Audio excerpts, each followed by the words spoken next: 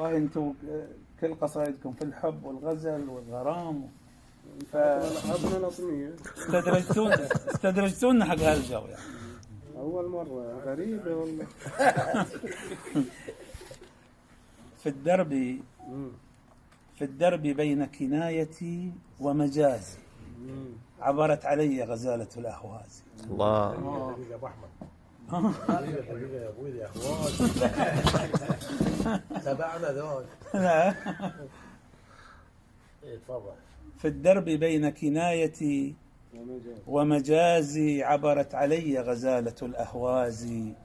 صوفية العينين في نظراتها يتنادم الرومي والشيرازي. الله أكبر. الوجه كسرى والسلالة يعرب، فلمن تعود فخامة الإنجاز؟ الله.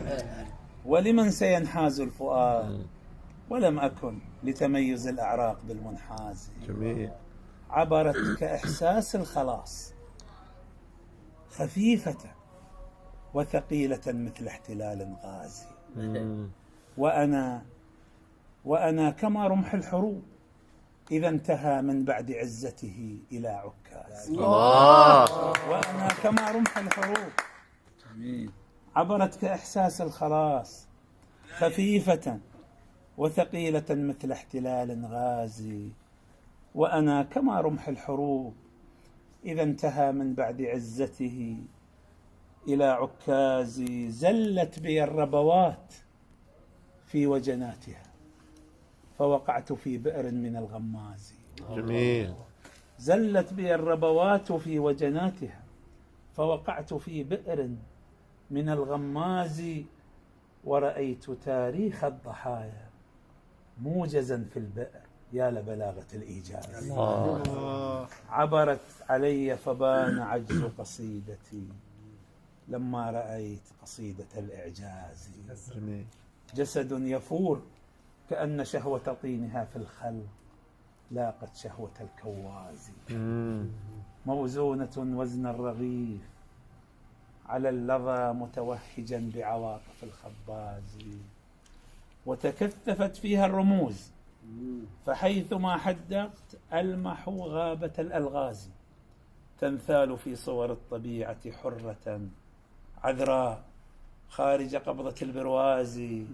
نص إلهي فكيف أصوغها نصا لما كتب الإله موازي. عبرت علي مقام دشت فانثنى قلبي يغنيها مقام حجاز. جميل جميل. فتحت لأشواقي خليج شعورها فدخلته والشعر كان جوازي. هي وحدها فضحت مجاز صبابتي ولكم سترت فضائحي بمجاز. ما كان أجمل أن أجازى بالهوى مقدار ما أنا بالقصيد أجازي. جميل. جميلك جمالك يا ابو احمد. موسى لا يفوتكم الصباح.